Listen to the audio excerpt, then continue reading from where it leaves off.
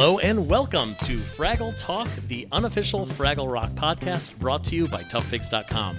This is the podcast where we cover Fraggle Rock back to the rock episode by episode, along with the talented producers, performers, writers, and builders who help put it all together. I'm your host, silly creature Joe Hennis. Today we are talking about Back to the Rock's first season finale, All of Us, in which everything comes to an end for now. Our first guest today is a returning friend of The Rock. You've heard literally every one of our previous Fraggle Talk guests sing his praises, and you've heard him on this podcast as our Fraggle Fast Facts presenter. On Back to the Rock, he's an executive producer, as well as the performer behind and below Gobo Fraggle, the Architect Doozer, Sprocket, and Barry Blueberry. We are extremely pleased to welcome John Tartaglia back to the podcast. Hello, John. I'm back. You're back. And also joining us for portions of this episode is a special guest. She is an executive producer on Back to the Rock, the Jim Henson Company's president of television, and, most importantly, the co-presenter of this podcast's Dig Deeper segment. We're excited to welcome Halle Stanford back to the podcast. Hi, Halle. Hello. Woo! I'm sliding into the rock. We're back! So glad to have you both here. It really and honestly would not be the same to wrap up this podcast without both of the two of you. So thank you so much for being here. Aw, thanks for having us. Can't believe we're already here at the last episode. You're here for the first episode. Yeah. You were both technically in every episode. I mean, that's true. Yeah. So first of all, Johnny, can you tell us, where are we? Where are we right this moment?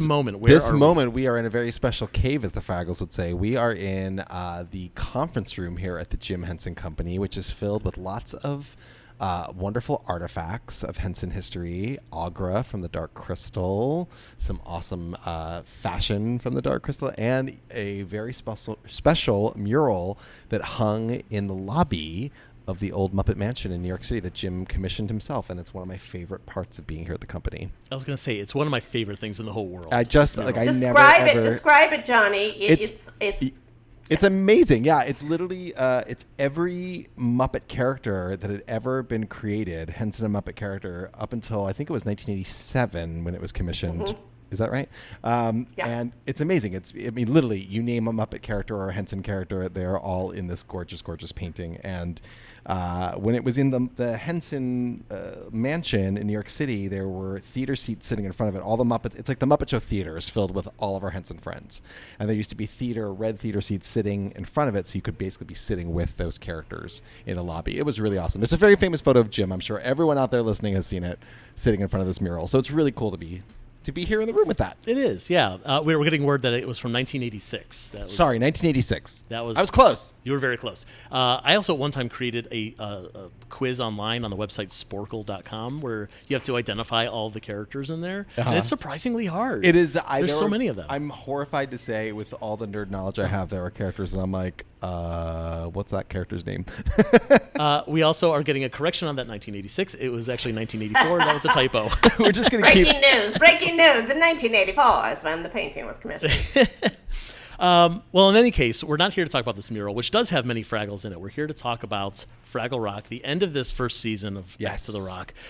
So can you both tell me, how did things change for you as executive producers between episode 1 and episode 13? That is Halle, you should go first, because you really got to see it all from the outside of the set. Yeah, you should talk about the inside out, and I'll talk about the outside in. Well, by the end, it was such a beautiful culture that was created on the set, and so much joy, and it was such an accomplishment, of course, from the Fraggle Rock story point of view, but also just think about when we produced it. In COVID, so we did it. We got to the end and we were like, we did it, we made it, and we were so tight as a group, and it was very bittersweet. We were very sad. I remember PAs crying when we were doing our last shots, and also we dedicated every last shot to different departments, and everybody would cheer, this shot goes out to the lighting department, and we'd be like, woo! So it was super joyful in the end, and we were just kind of like amazing running machine by the end. And I was just so proud, and it was just very, very loving. And, fingers crossed, a new season, there'll be new challenges. So I'm not saying that everything, we figured it all out. every single episode is a new fun challenge, but we just were this incredible team in the end, and it felt so good. We were kind of like all the characters in the finale, right? They all came together, the Gorgs, the Fraggles, the Doozers, everyone, Doc, Sprocket. So I don't know, that's kind of how we all were in the end for this finale, whereas we were just getting to know each other in the beginning. I would agree with that. I think it was the same way, being on set inside the characters and under the characters is, we naturally became a family, and every single puppeteer felt connected to each other. We, even though it was during, like Halle said, during COVID, which is a very stressful time and a very scary time, it was almost like, it kind of matched the journey of all of us on set, kind of matched what was happening in the world, in the sense of, we were on a journey together, and we were, in this completion sense where there was hope at the end of this last episode. And that's kind of where we were in the real world, because all of a sudden vaccines were rolling out, and there were positive things happening back in the world. Things were opening back up again slowly as we kind of reemerged from Fraggle Rock. But there were lots of tears, lots of moments of just trying to really soak it in. And I think what's really great that Halle said that I totally agree with is that every department was firing on the highest possible cylinder at that point. And it happened in that last episode that we had a lot of unknown challenges to figure out, like how do you shoot the Fraggles underneath a bridge in the Gorg's garden. And we could have just done it all on blue screen, but then the incredible art department and production department at Tyler Heron, our brilliant production designer, they designed an actual scale Gorg bridge that we shot under. And so it was just like, so the set and art department were working at their highest level, and the puppets were the puppet department was working at their highest level, and the lighting, everything was at its highest. So it just felt like we had worked our way to this completion, and it helped that we ended by shooting the actual last episode, which doesn't always happen. Sometimes you shoot completely out of order. Sure. And we actually got to end by shooting that episode, and it was the message of one heart, and we're all in it together. And it just kind of felt very, I don't want to say it was spiritual, but it did feel that way. It felt very like we had gone this like hero's journey all together to try to get there. For sure, yeah. I can only imagine. What was the last shot? I mean, we'll probably talk about it when we talk about this episode, but what was the last thing you filmed? I'm trying to think. What was the last shot? I think it was something on blue screen, funny enough, and I think it might have been you're right. 5. I think it might have been the Fraggle 5 singing together. I think that's right. No, I think you're right. I think that's exactly what it was. Like, we didn't want to end, with like just something kind of, and there's a hand poking into frame, and that's the last shot of the series. Like, we wanted to do something that at least was like the Fraggles all together. So that's nice. It was really nice, and I think it was a. Yeah, it just kind of felt like we were all exhausted because it was a very long, very intense process, and it was hard work. But we actually ended, my favorite memory of the entire thing is all the puppeteers gathered together in kind of a huddle at the end, and we all were crying together and just like thanking each other. And, it was, you can imagine for everybody, it was a different journey. For Karen Pearl to come back and, play this character again, she never thought she was going to get to play again, so many years later. And then for Jordan, Lockhart, this is his first time ever playing Wembley, it's all these different experiences that all kind of, everyone had a different journey, but we all got to celebrate the end of it together. That's wonderful. I love that. And I mean, so I have this question written down, and I feel like I know the answer, so I'm going to tweak it. But my question that I was going to ask is, how did you feel about the quality of the show as a whole? And I mean, obviously, the quality is high. We can all see that on the screen. But on the reverse of that, is there anything that you look back on the season of the show that you go, I just wish that we could have tweaked that a little bit, or just elevate it just slightly? Well, Johnny, I would say that our hope and dream would be just more Fraggles, right? Like more cool Fraggles and more, just kind of being able to build up the community, don't you think? Puppet-wise? Yeah, I think it's funny. I say this, and I'm really hard on myself. I never am 100% happy with anything I do. I'm really tough on myself. But I watch the episodes now, especially months after we completed them, and going, these are I'm proud of these. These turned out great. I would say that Halle's right. Like the one thing that I would always say is, oh my God, we need like 30 more puppeteers because that beautiful Fraggle Great Hall set was so big that even though we had a total of 25 puppeteers on our biggest days, it was like, there's still not enough people. So I think that that's one thing I would love to do is just put like 100 more Fraggles in that Great Hall. And, you always find little things you think, as puppeteers, we are so hard on ourselves. Like it's rare we ever look at a shot and go, that was fantastic. We're always finding something we could do better. In fact, it drives our directors crazy and our producers crazy because we're always like, one more take, we could get it better, one more take. So there's little things that I catch that I'm like, oh, I wish I could have fixed that, or I wish I could have nudged that a little bit or whatever. But I think overall, I just feel like, we've, again, because every department was giving everything they had, I look at some of these shots and I'm like, wow, that looks pretty great. Like, and it's nice to feel that. It's nice to feel so proud of something you've worked on. For sure. Yeah, that definitely shows on the screen. Yeah. And it shows that everyone else on the cast and the crew feels the same way. Of like they wanted to make this look good. They wanted to find that as close to perfection as possible. Yeah. Yeah. And I it's funny though, as I say that now, the one thing that pops in my head is I think the one, and I think I could speak for all the puppeteers when I say this, I think the one thing that everyone does tend to get really hard on themselves about, and we're always like, oh, is like Doozer stuff, because they're such particular, precise puppets, and you're so dependent on that servo moving exactly as you want, or that rod, that little trigger rod working exactly like you want. So I think for the Doozers, we're always like, oh, I want to get that one piece better, or fix that one little moment. But again, I think that's part of what makes the show feel so organic, is that it's all in camera, real puppets. So it is what it is, but And better Wi-Fi, right, Johnny? Like just better Wi-Fi. Yeah, we did not have good Wi-Fi. Wi-Fi. Not even for Horrible. like the puppets. We're just talking about like in general. Like sometimes it'd be like, just from a production coordination and communication, it was terrible. There was not good Wi-Fi. That was like, and I remember like thinking like, if that's our biggest problem, we're okay. Right. So crafty was good, is what you're saying. Oh my God, the best crafty ever. Wonderful. That's all I need to know. Best crafty ever. But I mean, I can say as a viewer, as someone who's watching, and this is not a complaint to the quality of the show by any means, but there's so many things that the show just didn't have enough time to get into. Sure. Things like Junior Gorg never had a song. I know. Like we barely saw Ma and Pa Gorg below the waist because they were always in the castle. Like, yes. Get more of that.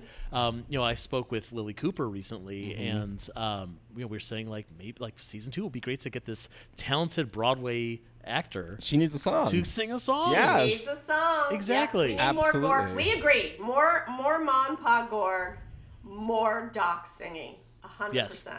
Yeah. Really just, I mean, what the key word is more of everything. Well, it speaks to the original world of Fraggle Rock that was created, that we got the chance to reopen, is that, we found that creating the first season was like, oh my gosh, how do you pick and choose? Because by the end of the first 5 seasons of the original, there was so much lore and so much of the world that was built out, and so many, wonderful caves they went to and places they went to, and so many background characters and supporting characters, and so many stories about the Doozers, and so many stories about the Gorks, and so many stories about Marjorie and Philo and Gunge. I mean, you could just pick from, you know what I mean? It was like just this unbelievable embarrassment of riches that you could pull from. And so we actually had that problem where sometimes you'd be like, oh, and let's add this character. No, we just don't have time for it. I mean, we were so lucky to have that. So I think that, should this show continue, we could really pull from even more that was laid out before and create brand new stuff too. I was pushing pretty hard for new characters and new mythology.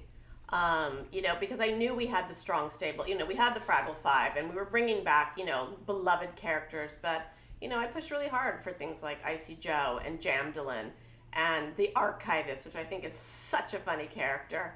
And then we get to meet the Craggles. Like, I just wanted us to push our own lore and add our own canon to it. So, so it's good to hear, more of the same. Yes. Yes, and the fans want that as well. It's built into the skeleton of the show. Just more and more stuff that's just down that cave that we haven't looked down yet. That's right. Yeah. Yeah, exactly. So during the course of this podcast series that we've done, literally, I mean, I wasn't joking. Everyone has sung your praises of both of you, of how great of a work environment it's been. What is the secret? Because it's not true for it's not even just filming TV and films and stuff like that. It's any workplace doesn't have that feeling that you have created for this show. So what is the secret behind creating a positive workplace? Well, I think it's a couple things. I mean, growing up and learning about Jim and the Muppets and the original team and the original set of performers and the original productions, the thing that you would hear about all of those productions was how people always felt valued on a Jim Henson set, that he took in everyone's ideas, that he cared about how people felt about things, that he, didn't run a set by intimidation or by negativity. He ran it by being inclusive and welcoming everyone's energies and recognizing their talents. So I think when you grow up hearing that and you dream of getting to play a part in that and also someday hopefully making your own stuff, I know for me personally, I tried to think about that. I think Halle and I both come from the same place of we're creating this fantastical, comedic, beautiful, utopian world, and how horrid would that be to work on a show that's all about that and then have the production be the most scary, browbeating, intimidating place to come to work. And unfortunately, when you work in Hollywood long enough, you hear about a lot of our favorite comedies that we all grew up with. That actually was the atmosphere on the set. But I find, maybe this is also from coming from a theater background, which I know Halle comes from too. When you're in theater, it's all about collaboration. Yeah. And it's all about, working together to make the best possible product. And that every department, every performer, every artist has value and everyone's contributions equal the whole. So I think that's kind of where we came from. And also it's just we're making Fraggle Rock. You know what I mean? How lucky were we all to stand on that set and make this show? So we just tried to and I tried to come in every day with a positive attitude, even when it was stressful, even when it was crazy, and sometimes Halle and I privately in our trailers would be because there was stuff going on that we would get to vent to each other about. But you have to kind of present that positive atmosphere. I don't know, Halle, what do you think? Well, I have a lot to say about this because I've run hundreds and hundreds of hours of production at Henson, and it's always been, that way. And I'll talk, there definitely have been productions where there are more intense talent that we are managing on the production, and that's my job to manage them. But yes, it does all start. I was raised in the tradition. I mean, I've worked for the company 27 years. I was raised by Alex Rockwell and Brian Henson. Alex Rockwell having been Jim Henson's assistant and then ultimately took over television. So I was raised in the DNA of how productions are run at the Jim Henson Company. So all the things Johnny are saying, we do on every show. I would say what is unique about Fraggle Rock is that I had the intention of bringing in the A-team talent that had joyful, positive attitudes. And there was no tolerance for anything else. I remember having, and sometimes I felt I'm definitely a motherly type character, but mom also has to sometimes pull you aside and be like, listen here, you don't talk that way to your brother. So I actually took on that role. So Johnny didn't have to be that role. I didn't have to be the fun dad. But definitely people weren't allowed to get away with it if it happened.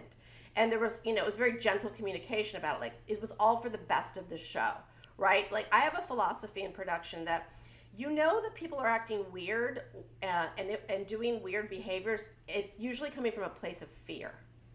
And then my job is to turn them back to a place of love. And that sounds really corny, but it's true. And a place of love can equal trust, passion for the show.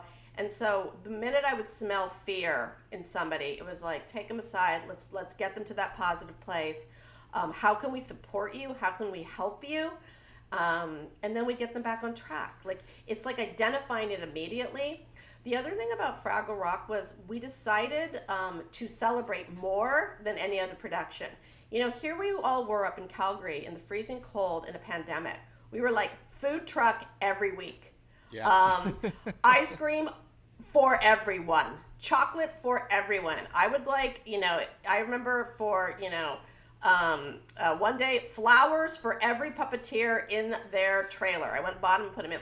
We made sure to celebrate more than any other production. And I think it paid off, Johnny. Yeah, it made everyone feel like there was something to look forward to. And especially when you're 4 months into a 6-month shoot, I mean, it's physically difficult. I mean, literally, everyone's underslept, everyone's physically tired, and so just sometimes it was hilarious to watch everyone's excitement on like a Friday where it's like, oh, there's a coffee truck. Like it was like the most. You would think that like it was like Ed McMahon with like the $1 million publishing clearinghouse checks. We were like, oh my God, there's a coffee truck. Like it was the most exciting thing, and it's those little small gestures that add up because it just says like we get it. Absolutely. And then every department would take that on, right? So then our art department, every time a director would leave, they would make them a doozer, of themselves. And then we didn't realize it, but for the very final day, they had made doozers for all the producers and did all this art. So everybody was contributing to one another in their own way. I thought it was extraordinary. Even Crafty, let's bring back Crafty. Crafty made their own T-shirts for each other that were like Fraggle Crafty. It was so sweet, and it was just so fun. So I would say that like that just kept building that kind of celebration spirit, and it made sense with the Fraggles, right? We should also say we had $5 Fraggle Friday too, where like every day, every Friday we'd go around collecting $5, and then different departments would host it, and then it would just be a random, like you write your name on a Post-it, put in $5, and then whoever's name got pulled would win the total. And it was again like such a fun thing, and you would like cheer, you'd be so happy when people won. Like there was no jealousy, there was no competition. It was just like, yay, Amy won. Like it was like the most joyful thing. And sometimes Donna as the storyteller would announce the winner, or Sprocket pulled it one time, and it just was always about trying to find ways to make everyone feel like coming to work was a fun escape as opposed to drudgery. Absolutely. But people felt heard. They felt heard. They knew they could come to the producers and be listened to. So I remember when Karen Prell came to me and she was like, Icy Joe's really heavy. Like, this is hard. And she was really concerned because she's such a perfectionist. So we figured it out. She felt safe enough to come and talk about it as opposed to taking on the burden herself or being upset with, the fact that no one consulted her at the beginning. Like all of that, everybody felt they had a safe forum to work out problems on the set.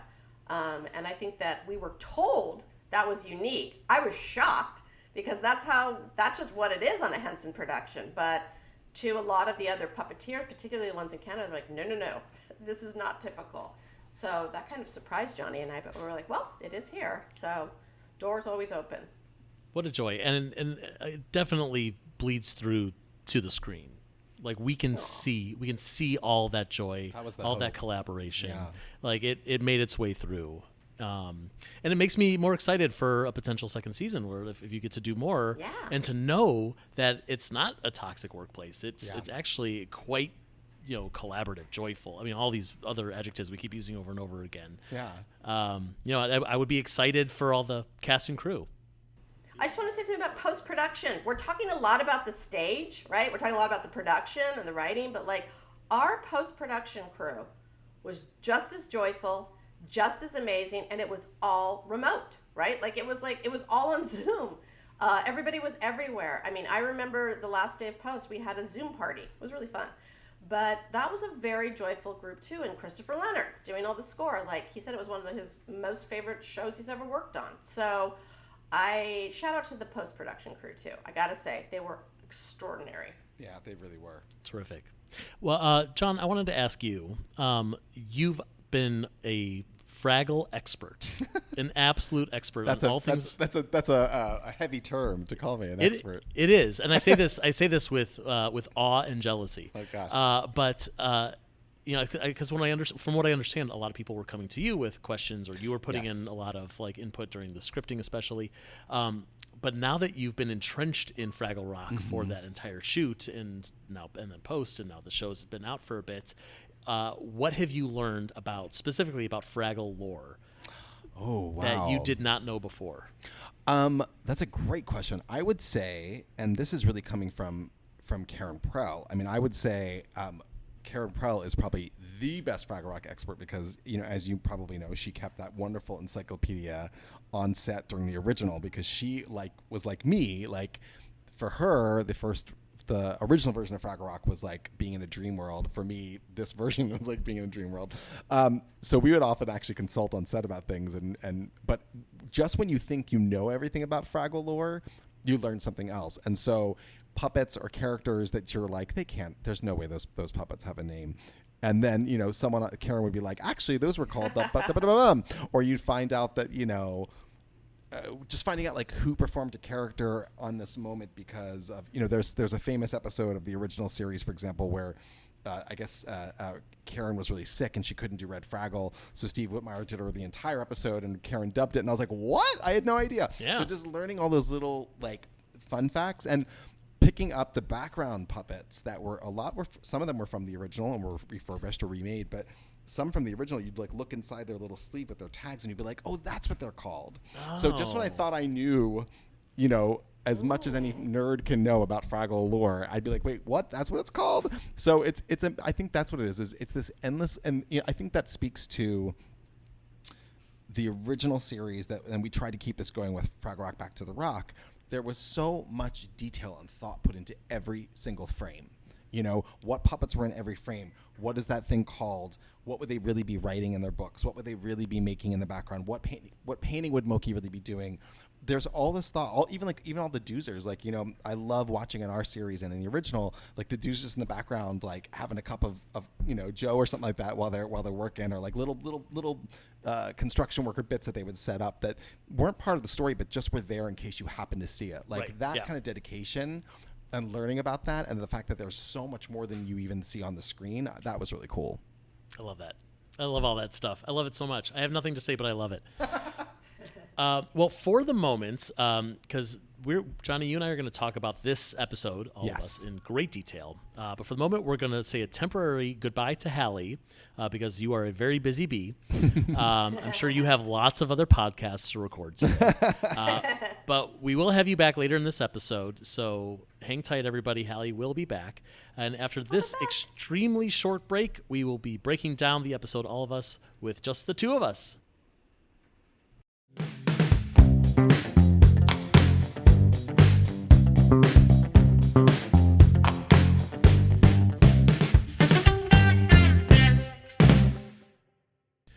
All right, Johnny, let's talk about this episode. Yes. All right, so we open with Gobo dangling from a great height. Yes. And it's very scary. Mm-hmm. And when I watched this for the first time, I thought that I missed something in the episode before. I'm like, did I skip an episode? Like, why is Gobo dangling? And then it turns out he's dangling from nothing, and it's a whole dream sequence. And, yes. And we had a lot of, not debate, I wouldn't say that. We had a lot of back and forth trying to figure out, could we do a cold open like that? Which is, lingo for when you do something before the opening credits, which is not really ever been done before in an episode of Fraggle Rock. But we actually were really excited by the idea of it. It was like, ooh, for that exact reason, let's make everyone go, oh, what's happening? You know? Yeah, no, it totally worked. And obviously you did a lot of this on green screen or blue screen. Yes. Yeah. And a great moment between Gobo and Dream Junior here. Yes. Where Junior is giving him the answer right off the bat. Yeah. And then Marjorie comes in all kind of mystical. And I used to love on the original series when Marjorie would appear in their dreams, or she would somehow have this omniscient way to kind of know exactly what's going on with all the different worlds. Mm-hmm. And so we thought that'd be fun to bring that back and have her in the dream. And what is she doing there? That also feels like a bit of an explanation for Gobo's not just having this dream that's giving him an answer. It's there's some actual, someone's pushing him. Yes. Trying to give him that subliminal message. Yeah, I had that. It was never confirmed, but I think we all had that idea that Marjorie was, at least helping to drive it. Right. Yeah. Yes, canon-wise, that makes a lot of sense. But Junior tells him if we're all going to make it, it's going to take all of us. Yes. And that's the name of the episode. Yes, it is. And Gobo wakes up and all of his friends are there, and he tells them that, he had this dream and he wants to work with insane plan. Yeah, this insane idea. We're going to work with the Gorgs. And they think that's hysterical. Yes. Which I loved shooting that scene because, first of all, we just had a blast doing it. But just it would make me laugh, just all four of them just completely ragging on Gobo, which I think is such a fun thing because Gobo oftentimes is the hero or he's the leader and he's the respected one. So it's always funny to me when everyone kind of turns on him a little bit because And you get to really see Gobo's stubborn side and his kind of sore loser side a little bit. Yeah, I do like his little scowl and he crosses that his scrunchy arms. face is my favorite thing to play in the world. So I loved using that scrunchy face whenever I could. Yeah, that's good stuff. But also like just the friends making fun of him a bit. It's like that's what you do with friends. Yes. Like you do rag on each other a little bit, and that makes them feel more real and not too saccharine of like, oh, Gobo, well, we support you anyway. Yeah. Which we do get a lot of that, but there's a little bit of both. Yeah, well, I think that you just nailed something on the head, which is like I think that's why when people ask why is Fraggle Rock so different, I always say because they're written like real people, and I get so frustrated with kids TV today when you see a lot of executives and television folks who are so scared of like showing characters in conflict or teasing each other. So, oh, it's bad modeling. It is, but also it's real life. And to me, you have to teach kids to learn how to deal with that and how to react to it. Like the reaction is just as important as the accusation, I guess you could say, or the the way it's not, to me, it's better modeling to see how a character gracefully handles a situation like that than to not show it at all. And so I like the fact that you get to watch Gobo decide to basically stick with his guts. Like, I think that's important. Like, people are going to laugh at you sometimes in life when you have a big idea, especially if it is a revolutionary one or it's a really game-changing one, right? Think back to all the people who've made a difference in history. They were usually laughed at. That's true. How did they handle it? That's true. They could have backed down and gone with what everyone else was saying to do, or they could have stood up to their bullies and done the right thing. And so I love that Gobo basically is like, okay, you guys can laugh if you want, but I'm going to go do this plan. Right. But also the Fraggles are like, it seems like they have everything pretty much handled for the most part. They have this whole plan of like, they're working with the Doozers. They're going to redirect the water. They're got the vines. They're going to soak up the pink goo from the pond. The Wise Council has this plan to do a sneak attack on the Gorg's garden. Yes, with the whole pokey projection thing, which I think is such a weird which we're going to get to that in a second because I want to talk about that scene for sure. But like, Gobo's like, nah, the plan's okay, but I'm going to go talk to this big guy. Well, and I think because of that dream, right? He's like, yeah, we can do all that, but the one thing missing is the Gorgs. Right. Yeah. Yes. At this point, we'd have our check-in with Doc and Sprocket. Doc is setting up a camera to capture the moment her bacteria is going to eat the plastic. Yes. Which is real, by the way. That's a real science. That is a real thing. There is a bacteria that will eat plastic. It's a hope for the future for us with the oceans and everything like that. And did Doc invent it? I mean, in my world, she did. Right. In real life, maybe not. But let's just say that there is a Doc out there who did. Yes, I love it. And she has a very smart dog. Very smart dog. And Traveling Matt returns. He's coming through the workshop again. Yes. There's this whole sequence where Sprocket barks at him, and Matt assumes this is part of a distraction to delay him for his own surprise party, and he's just gonna go along with it, which I love. And Sprocket has this dream sequence where he captures Matt. Doc calls him a genius and gives him this oversized dog biscuit. Yes, I loved shooting that. That was so much fun. It seemed like fun. And did you see that Lily has a Sprocket? He has like a sweater. Yeah, like a sweater, which I was obsessed with. I was like, I want that. Did someone get to take it, or is it like sitting in wardrobe right now? I think it's literally sitting in a box somewhere right now. I mean, sadly. Use it again sometime. I know. I was going to say. Lily was telling us about how much fun that was because it's so rare that she gets to interact with the Fraggles. Yes. So like this is a rare moment where like, it's a dream sequence. You get to do that. They're not just passing around behind you. Yeah, she doesn't have to like act like they're not there. She actually gets to like look them in the eye and have a moment with them. Yeah. Exactly. And Sprocket captures Matt under a laundry basket. Yes. And Matt tells us that he invented pudding. Which I think is one of the funniest. I remember when I read that, I was like, Matt and Alex, what is wrong with you? That is brilliant. I was wondering if that was written. Was totally written, if that was, because that also sounds like such a non sequitur. No, it was actually written into the script. Great. And it was I remember reading it. I was like, this is so ridiculous. It's brilliant. It is brilliant. And I'm actually disappointed that we didn't get the entire story of how he I know. Don't you want to know? I kind of want to know. I think someone should write a book of all of Matt's stories from his perspective. Which That's like a we great know, idea. we know it's all BS, but like at the same time, it's like like how did you invent pudding when we know for a fact that you didn't invent pudding? He that's the thing. By the way, side note, I love about that character, especially the way that Dave Goelz describes him, is he's just like he just takes a situation and just decides to make himself the hero of it. Like it's kind of incredible. He does it so like that's what it is. Yeah. Back in Fraggle Rock, everyone's still laughing at Gobo. Yes. There's a sequence that I liked a lot where Red is convincing everyone, like, we're going to do the sneak attack. Yes. And Wembley says, Boober made snacks. Boober goes, I did? Says, you didn't? Well, I can. And Moki's like, well, maybe something light, like a radish pizzette. Like, it's such what an interesting exchange of words. I love that so much. We head into the Gorg's garden. Yeah. We see Junior is crying over like a crayon drawing of Junior. It's just so tragic. It's tragic. Yes. Obviously, Gorgs don't have cameras because this is all the only memory he has of his friend. Is a little drawing he did. That's right. And tiny little Gobo is there, and he gets his attention.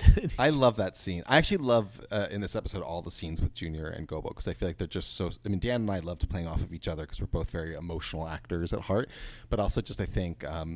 Just the sweetness you get to see of both of those characters, in situations that they're both not used to, right? Gobo stuck with a Gorg, and Junior being so emotional and so heartfelt. That's not a place we often have seen Junior. It's true, yeah, and we get a lot of emotions out of Junior in this episode, which we'll get to in a moment. So I love the moment where Gobo is introducing himself. He's like, "I'm Gobo Fraggle. I'm a Fraggle. It's not just part of my name." Yes. It was very, what was it, Tiny Toons, when they would say Buster Bunny, Bass Bunny, no relation. It's like, that's right. Poking a little fun at the last name that's also our species. It's a little like Kermit the Frog, It's yes. like it's become like part of his last. It's not really his last name, but it's become like his full name. Yeah, right. And he's trying to pitch this idea to Junior. And he's talking about we got to do this all together. And while he's talking, Junior just grabs that cage, plops it right down on top of him. Yes. It was a terrible idea. And now both Gobo and Matt are trapped under cages. Yes. Thematically similar. Yes. It's like both ends of their worlds. They're both trapped. That's right. Meanwhile, Moki is working with the Doozers, and we get another great bit of dialogue where she's learned some Doozer lingo. Yes, I love her on the Doozer tube with Wembley. It's so great. That's hysterical. She says, base to hole, do you copy? And Cotterpin says, hold a base, that's a copy. She says, copy on your copy. Brilliant. It's so dumb. It's amazing the Doozers get anything done because you get the feeling that they're just saying copy, on their walkies over all day long. Yes. Exactly. Yes. Yep. And here we go. This is also the greatest scene in the episode where Red is ready to present this plan. I love the way it's shot. I love everything about it. Moki's dry takes about Pogi. Like, it's just so well done. Everything about it is brilliant. Yes. But even before we get to that, she throws it to Boober. She's like, Boober, show us the plan. He's like, I don't have him. I was busy making snacks. That's right. That's his role in this episode. Poor Boober. But while she's going through this plan, like the camera is like zooming and moving around. It's like constant. It made it feel like an Ocean's 11 movie almost. That was the goal, and Great. It was funny because the two directors of that, Adam and Zach, they were like, "This is so. We know you guys haven't done this before. Can we go this way?" And we're like, "Let's try it. Let's do it." And you could. Everyone was kind of surprised when they first saw it, but I think it is so like high stakes, intense the way it was shot in this ridiculous situation with these. God bless them, these idiots who are trying to put together this plan. I love it so much. Well, and like if we were to actually see this plan, I'm sure it would be like, well, that costs a bit of money. And this way it's like, nope, you just get some pictures, you have some interesting camera moments, $20 later, we're done. And I love the justification of like Barry Blueberry has, taken a break from announcing and now he's like putting his passion into art. That's also one of the best lines in this entire show. Dumb. Can you believe it? Barry Blueberry. Wow. So talented. Follow your passion. But this plan, step one is to make up plans to get the water back. Mm-hmm. Done. Done. It's right there. You're looking at them. Done. Step two, Cotterpin's going to use a projector to project a giant image of Pogi in the Gorg's garden. And Pogi pops in, says, it'll look like I'm there, but I'm not. I mean, Kanye's delivery of that moment and then Donna's hilarious off-camera take as Moki is just, I laugh every single time I see that. You really filled this cast with a lot of ringers. You realize? They are amazing. Everyone in this cast they were genius. Oh, so talented. Step three, while the Gorgs are distracted, the Doozers are going to sneak to the side of the fountain, demolish it with their machines and tools and Doozer stuff. Again, I had no idea. Ridiculous. We don't have to see it. Yeah. And with the Gorg's fountain destroyed, the water will return to the waterfall. And then the final step, it's a dance party. It's a dance party. Why not? It's Fraggle Rock, of course. And then everyone starts the dance party early. Yeah. Which I also love. I mean, you feel it has a very like great Muppet Caper energy when they're all sitting around, like, who's got the hot man, or what is it, the hot mustard? Yeah, hot mustard, yeah. Where the yo-yo left in my other pants. I mean, yeah. It's that thing where it's like these underdogs who have no shot at this really working, who just believe that they've got a great plan. No shot, and also like no resources. No. Although the one resource I was a little surprised by was the projector. We've never seen that in Fraggle Rock before. It's so funny you say that because we did talk about that. Oh. We were like, that's kind of out of their world. And then the idea was raised that like the Doozers are much more technically advanced, technology-wise, than they have been in the past. And so we're like, okay, maybe the Fraggles probably don't even know what a projector is, but the Doozers have said that they have it, and they're like, great, we're going to use it. That makes a lot of sense. Yeah, that was how we justified it. What I was picturing in my head was I unfortunately can't remember off the top of my head which Fraggle Rock episode it was, but there's one where Cantus goes into the Gorg's garden and he stands behind a light, and his shadow comes up in front of Junior Gorg, and you huge. never really ask where that light came from, right? Because they don't really show electricity in the Gorg's garden, but you kind of go, okay, right. But like a shadow, like we understand that, like that's that. Right. That's I think that's how they would have done it, right? Like with that Fraggle technology or whatever, yeah. Users are smart; they can figure out anything. Exactly. Back in the Gorg's garden, Junior is telling Gobo that friends are dumb because he had to throw his friend down the well, and Pa Gorg has told Junior that the plant is a distraction, that the Fraggles are only there to steal their radishes, and like he's kind of buying into it a little bit, and he's not happy about it. Like he's making him angry if nothing else, but he's been listening obviously, which is why he captured Gobo. But Gobo recognizes Junior's description, and he's like, "Oh, hey, like if we can get that back for you, so if we can make a little deal here, we'll swap. We'll get you your plant back, and you you'll do this for me, I'll do this for you." And actually, it comes from a very pure place. Like, I think, of course, Gobo wants to be out of the cage, but I also think, like, he really genuinely is like, oh, that giant thing that fell into the pond last episode, like, I know what that is. We can help you. Right. I think he really wants to do the right thing when he sees that it's the first time he really gets to take in the fact that the Gorgs have, souls and hearts and compassion, and the fact that, he's watched... he's away from his friends, and for the first time, Gobo realizes, oh yeah, like that plant is this Gorg's friend. Like I'm going to do what I can, and my friends are going to do what we can to help this guy.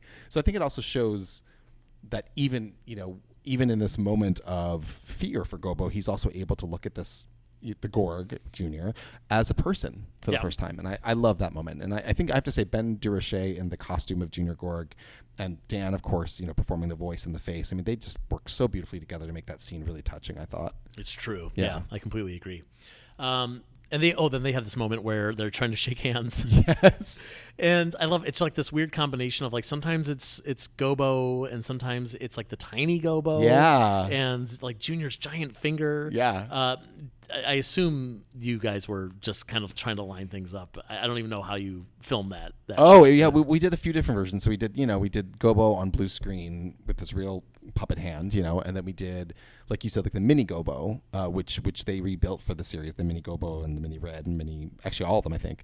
So we could use them when we wanted to. We never really found a place to because we had those great CG model versions of them, which of course are so successful. But for this one, we're like, well, wait a minute. This is great because Gobo it can be the back of Gobo's head in the same shot with Junior. You don't have to worry about blue screening that. And then for this moment, you could actually get contact and not have to fake it on blue screen. Yeah. So there were moments we tried to use it, but it was really cool to use that puppet because, when you grow up with the original series, you're like, those things are so cool. I want to use them. For sure, yeah. And to see like that sequence of like the things we just mentioned, and then immediately afterward, he lifts the cage and CG Gobo bounces out. And it's just the whole thing is seamless. It's funny. I didn't think about that. That scene is a great example of every technique being put together, where you have the real puppet with blue screen, with CG, with a mini Fraggle. You have everything put together in one scene. I never thought about that before. Yeah. Yeah. So Gobo returns to Fraggle Rock, and he tells everyone, "Hey, talk to Junior. He's cool. We're gonna go through with this." And he says, "Haven't we all had times when we weren't our best selves?" And Red says, "Not me." Okay, I have. I absolutely have. I like that. Gobo convinces them all we're going to make this new friend, we're going to build this new trust, and everyone's going to be happy. And we get our first song of the episode. Yes. It's Follow Me, which was originally heard in the very first episode of the original series, Beginnings, sung by Gobo and Traveling Matt. We heard it again in Uncle Matt Comes Home, in Born to Wander, in Homebody Matt, in The Trial of Cotterpin Doozer. Like it's after the theme song, this is definitely the most repeated Fraggle Rock song. Yes, and one of the best. I mean, truly one of the best songs. I mean, hands down. I adore this song. Yeah. And it was part of the Fraggle Rock songwriters Philip Balsam and Dennis Lee's audition tape. Yes, it was. Have you ever heard those tapes, by the way? I have not heard that particular demo. I mean, I've heard a lot of the early stuff, but I haven't heard that demo. But I've heard that it was included in their audition. Yeah, and you could tell, like, you could like picture Jerry Jewell or Jim Henson listening to that song. That these are the guys. Yeah. Exactly. And this version of the song is sung by all the Fraggles, including like the extended Fraggles, Icy Joe's back Everybody's there. in there. Yeah, and Poggy and like some of the other creatures, the non-Fraggle creatures, and they're all carrying Junior all the way back to the Gorg's Garden. Yes, and that was a surprisingly tough thing to shoot because we shot that. I can't remember if we talked about this in another episode, but Tyler Heron, our brilliant production designer, built a real tunnel basically underneath the Great Hall set. Oh. So literally, if you're looking at the Great Hall set, like inside of it is a tunnel that we use a lot. We used it in the Murgle Moon Migration episode a lot. Like, so it's literally there. And so all those shots of us going down the tunnel carrying the tree were shot in that space. But when we built it, we thought, this will be great for like a 2-character scene or something like that. So to get like 25 puppeteers essentially going down that tunnel, plus camera equipment, plus lighting equipment, was very challenging. But God bless our team, they figured out how to do it. But they did, and it looks great. Yeah, it was really fun to shoot. It was also, that was like the last couple weeks of the shoot, and so that song with everybody doing it and singing it as a group. It was just a very like emotional shoot day for that. That's nice. That's really nice. In the garden, they get Junior there, and Junior immediately starts to bash them with a club. Yes. Because Pa Gore got in his head, and we've never seen Junior this angry before. No, like, he is livid. And we believe it or not, we did a few different versions of that because we really weren't sure how far we could take it in context. Mm-hmm. And the version you saw was one of the angriest versions that we shot. And we realized that like you had to almost let Junior get there to justify everything that happens after that. If he was just kind of playfully scary, then it didn't really drive the rest of the episode. Like, you really needed to think that Gobo had put his friends, not only did he quote unquote get it wrong, which of course he didn't, but everyone thinks he did, but he put his friends in mortal danger, and now they're trapped. It needed to feel like the worst case scenario, in every possible way. It's true. And also, it's important to see him have such a huge emotional response because like his whole story throughout this whole season and probably ongoing is about this generational trauma that he's been picking up from Pa Gorg. You totally picked that up, which is a very important part of, if you watch the original series, Pa was really horrible to him. Like, right. Things that were okay in 1982 and 1983, maybe not today. So like there was a lot of, there was a whole song called "My Son, Dummy for a Son," which actually I think they cut off of the second release of one of the Fraggle Rock albums, even in the 80s, because parents were like, maybe not that. So, wow, yeah. But there was a lot of that where Pa was just really hard on Junior and said he was an idiot and dummy and stuff. So, we even though we didn't do that in this version of the show because it obviously wouldn't fly nowadays, and also it's a horrible example. At the same time, to your point, I'm glad you picked up on that. We wanted to show the fact that Pa has put this trauma on Junior and constantly makes him feel like he's not good enough. And that has a reaction, and hurt people. So, the fact that Junior's taking that anger out of the Fraggles, it comes from essentially from his dad. Right. And so I'm so glad you picked up on that, because that was a big thing that we tried to very subtly put in there. Yeah. Back in Doc's workshop, Matt has escaped from his cage, and there's a great moment where he's holding very still because Doc is walking back when Doc does not see him at all. It's so ridiculous. Yes. I love it. And actually, sorry, something we cut that used to be there is Doc used to pick him up and say, "Oh my gosh, you left another one of your toys on the floor." Oh. And we almost shot it, and at the last minute, I think we were like, "Can we really justify? Like, it's pretty." But like, I loved the idea of him being held by her and just like praying for dear life. But sure, I mean, there's also, in the original series, like there's that possibility that maybe humans can't see Fraggles. Yes, so we talked about that too. That like, is it that he's actually like so still that she just doesn't notice it, or to your point, is it that Doc's not ready to see Fraggles yet, which right. I actually think is what it is personally, because I always love that explanation. Same, because then she has to earn it. He gets to the point where she gets to see the Fraggles, not she happens to see the Fraggles. Yeah, it's not that like fairies don't exist in our world, it's just that we're just not ready to see them yet. That's right. Yeah. And a circuit breaker blows a fuse, and Sprocket needs to decide whether to recapture Matt or help Doc get her camera back on. Yes. This is going to be the climax of their story that kind of goes back and forth with what's going on with the Fraggles. That was such fun to shoot with Sprocket. I love doing Sprocket, but especially that scene was so fun to have him just so torn between, like, he's finally got this, you know, he's like finally done what he's wanted to do, which is prove to Doc, hello, this thing exists. And she's so distracted by her project.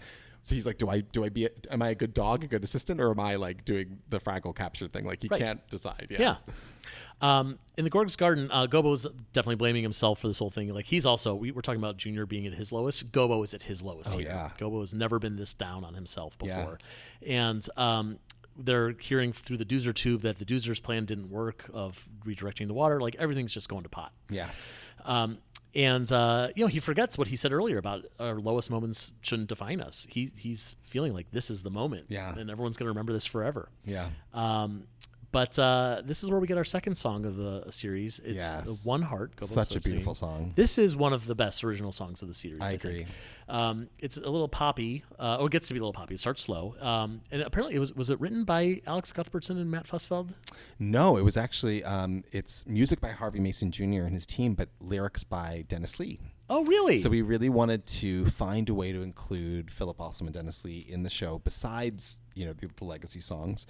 Philip unfortunately wasn't available, but Dennis wrote it. And it was such, for me, being the dork I am, and I think Dennis Lee is such a genius when it comes to his wordplay and his, I don't know if you read his poetry book talk about a brilliant mind. Wow. But to have him involved and to write these lyrics, I got on the phone with him and I was like, so maybe it's like, I was like, geeking out to the highest level, trying to be a professional producer, but I was totally I know exactly what you're talking about. And he was great. I mean, he the simplest, most beautiful lyrics, but they resonate so much. Obviously. Yeah. It shows because it feels like a Fraggle song. Yeah. That's what it comes down to. And of course it does because it's him.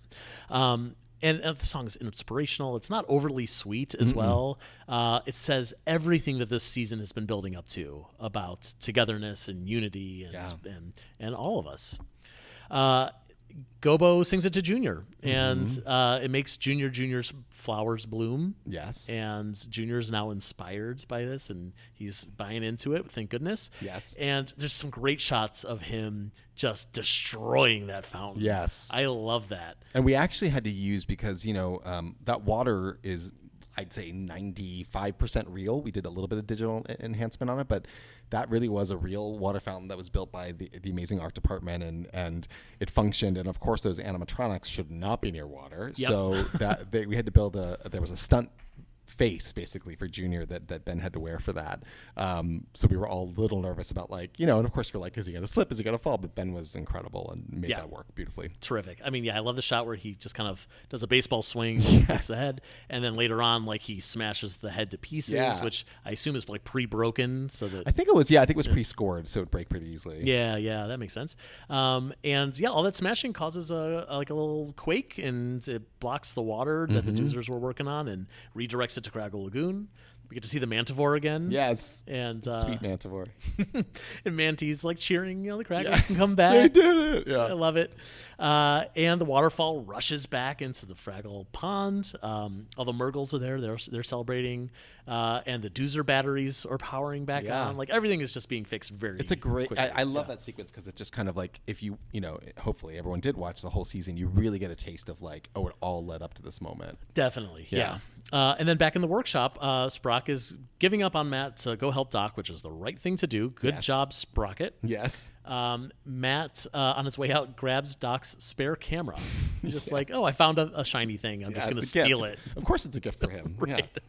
Yeah. And it turns out that Munchie the bacteria works. Yes. It's eating the plastic. Saves the day. Yeah, like you said, it's a real thing. It's a real thing. It really is. You can look it up. It's a real thing. Yeah, and Doc has effectively saved the planet. It's done now. In her outhouse by the beach somewhere. Yes, she has changed the world. But that's actually how it happens, by the way. Sure, yeah. Right? So it's real. Yeah. And I love that she ends her little story by saying, I wonder what we'll discover next. Yes. It gives me hope for whatever story we're going to follow with her in a potential season 2. Yeah. Or just the fact that that's science. And that's, not just science, any big accomplishment. I did it. What's next? Yeah. And the fact that what seems hopeless, because she goes through that moment of hopelessness, earlier. What seems impossible is possible, and if once you realize that, then it really does feel like the world is completely your oyster and anything is possible. Yeah. Junior lowers the Fraggle 5 down the well in a bucket, which is another great shot. I love it. And that was actually they built a bucket that we could all fit in. I mean, we barely fit in that thing, but it was fun to shoot that. Amazing. And everyone's celebrating, and there's confetti, and Fraggles are being thrown in the air like Muppet penguins. Yep, which I loved doing that. That was great. Terrific. And Matt walks in and thinks it's the celebration for his welcome home party. Of course he does. Of course he does. The Fraggles are showing Traveling Matt museum that they started under his name with all the artifacts that he sent back over the season. But it also includes some things that he didn't send back. There's a Fraggle cloak, a Murgle shell headbands, a piece of the Gorg's fountain. There's Doozer blueprints. This is where we get your architect characters back. And he says, those are on loan. We're going to need them back. Yes. Were you channeling anyone in particular with that line? I don't think I was. I think it was more like I just love that he had this he had one last little moment of being slightly inattentive about he's like I'll let you Fraggles get away with this, but maybe not everything. Yeah, that's right. Yeah. Those are ours. I didn't get a chance to pause and really squint, but is the blueprint that they're showing there, is it like a real blueprint of something? It is, and I can't remember if it was. It's funny you asked that because we noticed that on set. We're like, oh my god, they shrunk down. Someone's going to be able to figure it out. I think it's either the blueprint for Doozer Dome, the actual set construction, or the Great Hall. It's one of the two. It's like something like that where I was like, oh my god, I can't believe you actually did that. That's cool. Yeah, that's a nice touch. But there are also things that celebrate and symbolize what brought them all together when they needed each other most. Yes. Which is very nice. And Matt has that moment where he goes, that was my vision all along. Yes, I love that. Again, just Matt thinking he knows everything. I love it. Perfect Matt. And then he has one more thing to add to the collection. It's the camera, which he calls a looky cookie. Yes. Because you looky into it, and you get a cookie. Which makes no sense at all, but I love that. Sense. Yeah. Was that in the script? It was in the script. It was in the script. Again, could have been anyone who shouted that in the day. I don't even remember who, how we justified that, but we're like, he would believe it's a looky cookie, sure. And the Fraggles all look into the camera, waiting for their cookie, I presume. Yes. And it's being streamed to Doc's workshop. So if Doc was misses it. If she just looked a little bit to the right, she would see it. She's too busy dancing with her dog. I mean, which would you rather do? Would you rather dance with Sprocket, or would you rather watch some Fraggles on the real life screen? Yeah. I don't know. I love Sprocket. I think I want to dance with Sprocket. I mean, come on. Right? Yeah. She made the right choice. Especially if that dog looked at you and put out his little paw. Come on. What are you going to say? No? I mean, he offers to dance first. That's right. So he puts it out there. Yeah. I love that moment. I love that, we wanted to end, because we talked a lot about how could we end the season, and it was, we wanted that sense of yes, Doc has had this amazing success, but what's the one thing she didn't get to do? Mm-hmm. What's the thing she's missing? She discovered one thing. What's the thing she didn't discover yet? Right.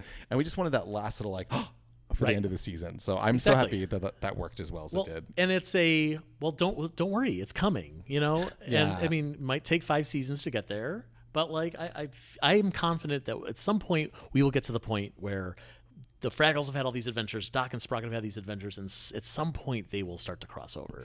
Yeah, and I think it's funny. One of the things we talked a lot about is that, in the original series, Doc was an inventor, and there were sciencey things that he did, but really he was more of like a tinkerer, ultimately. Right. And in this version of the show, Doc is a bona fide scientist. And of course, we deal with this all the time on our planet, where we're talking about what's scientific and what's spiritual, or what's scientific and what's fantasy, or what. So I think that those two worlds intersecting eventually, hopefully, knock on wood, is going to be even more interesting, because she is such a logical person. And she is such a science-based person, right, that when she gets to hopefully meet a Fraggle, who obviously are real creatures in our world, but are fantastical in many ways, how is that going to affect her? Right. Is it going to make her look at her science a totally different way, for all we know? Yeah. There's a lot of possibilities there for that future meeting. Future meeting. I hope there will be a future meeting. I really hope so too. For real. Well, that brings us to the end of this episode, but we have more to talk about. Yes. We're going to bring Halle back in here, and we're going to wrap up this episode of the podcast. You got it.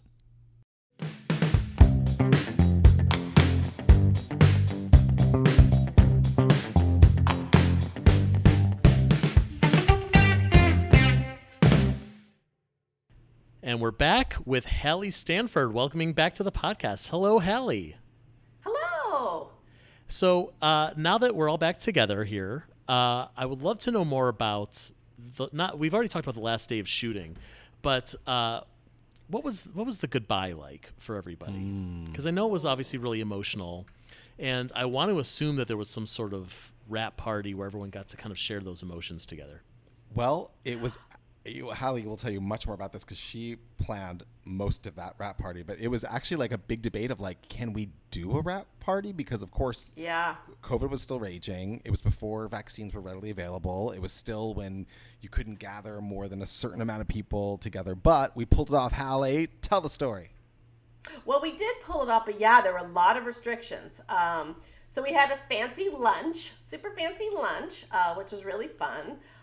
So we had the lunch, and then later in that day, our party, I mean, we all had to still do our on-set, masks up, 6 feet apart, but we gave out tons of different gifts, which was really fun. So the Jim Henson Company gave every single person a bottle of champagne.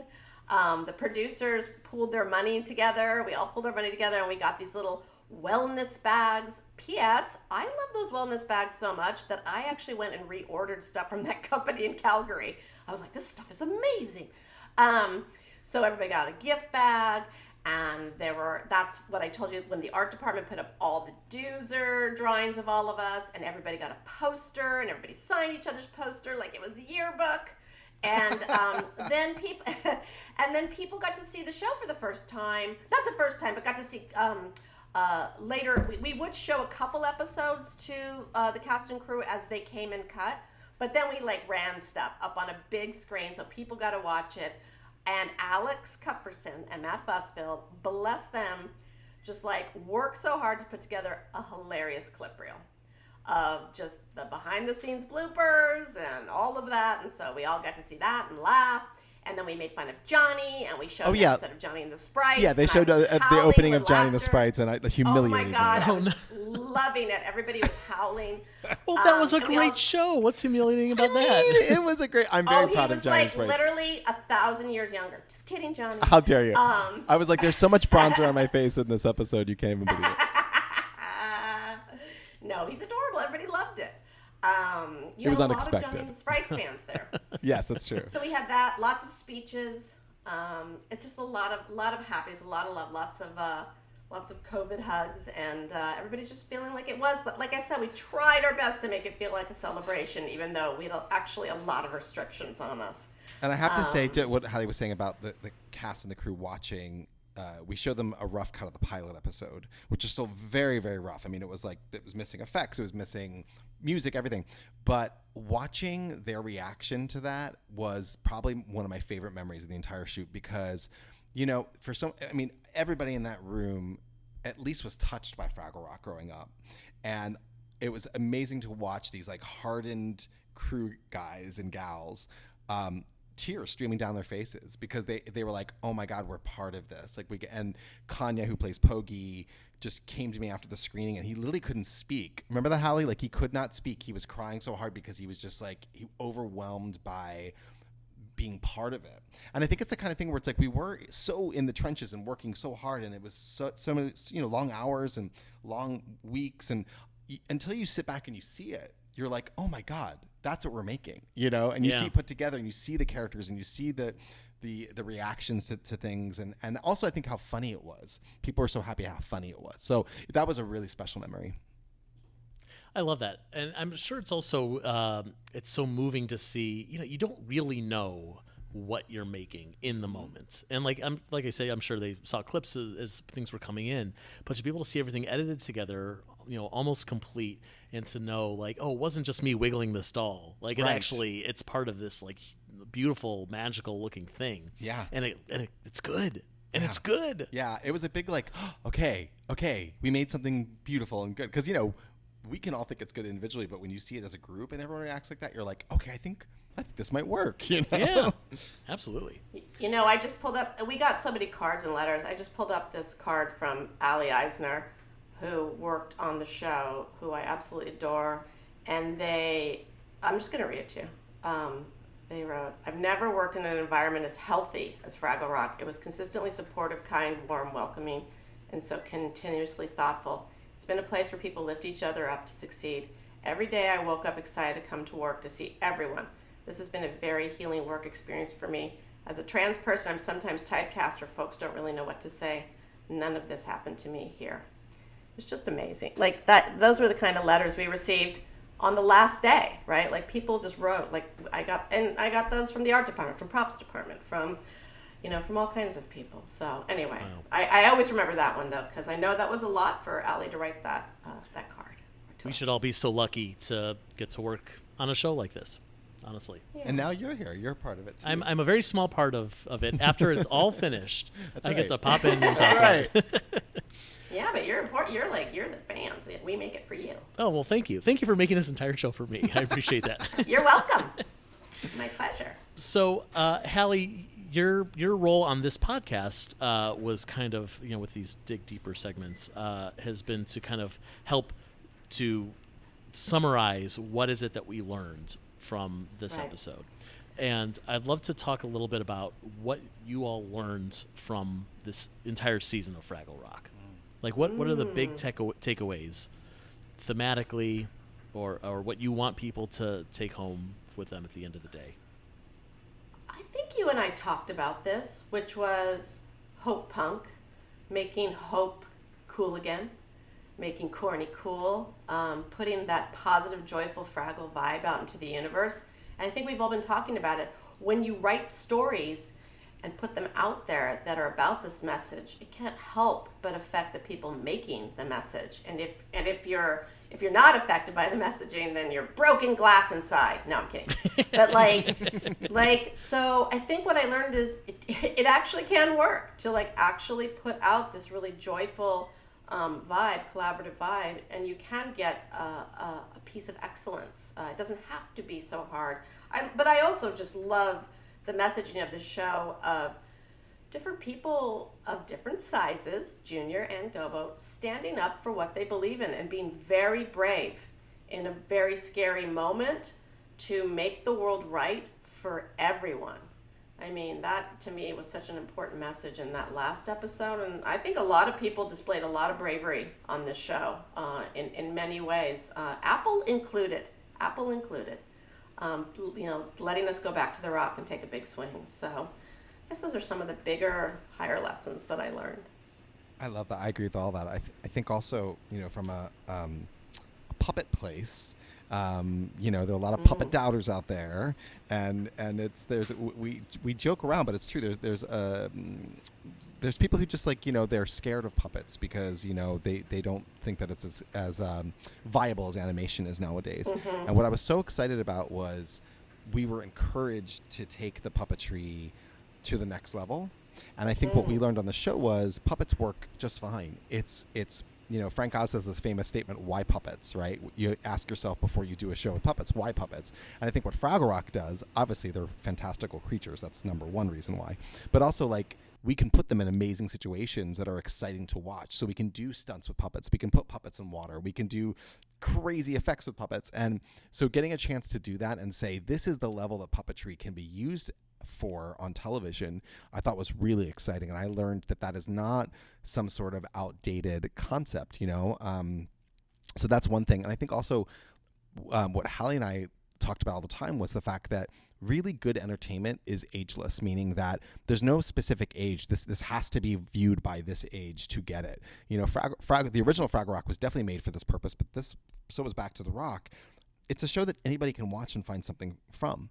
So, a 3-year-old can watch it and love it for one reason, and an 8-year-old can watch it and love another reason, and a 20-year-old can watch it and love it for another reason, and an 80-year-old can watch it. And we, by the way, heard from all those age groups, and I'm sure you have too, of people who love it for those different reasons. And when you put really great music and really good performances and really great writing, especially, and really great art, and Jocelyn Stevenson, who is, of course, one of the original creators and writers on the series, and we're so lucky to have her as a writer on Fraggle Rock Back to the Rock, would say all the time that the methodology on set of the original was, we're all here in service of the greater idea. And that's exactly, I think, what we try to do on Back to the Rock as well. It's we all were working to bring the world to life and bring the story to life. And I think when you all do that, it makes hopefully great entertainment that is accessible to everybody. So I think that's what I took away, was like, you could still do that. Yeah. And obviously you can, because you did it. I mean, that's like, it's the proof is in the pudding. Yeah. Which Traveling Matt invented, by the way. He invented pudding. Who knew? Well, I think that's a wonderful place to wrap up this episode as well as this season. So John Tartaglia, Halle Stanford, I want to thank you both so much for being here and for being on this entire season. Your contributions were so incredibly important to this podcast project, and I'm just very happy to have both of your voices on this show. Well, so thanks to all the fans of Tough Pigs, because you guys are, yes, you keep the love for Henson alive, and we couldn't do it without you guys too. So thank you. Yes, big giant group hug, like big Tough Pigs group hug. Thank you. It's a warm hug. And that brings us to the end of another Fraggle Talk podcast and the end of this entire season. I want to thank everybody on the Jim Henson Company team, as well as the Tough Pigs team, for helping to make this series happen. And a huge thank you to all of this season's very, very special guests. So until we meet again, we'll see you down at Fraggle Talk. Dun, dun, dun, dun, dun, dun, dun, dun.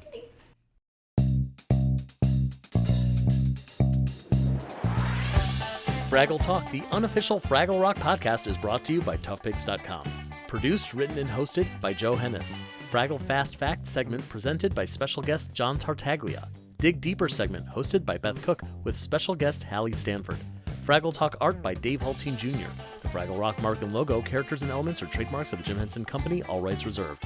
Fraggle Rock theme song, written by Philip Balsam and Dennis Lee, is used with permission.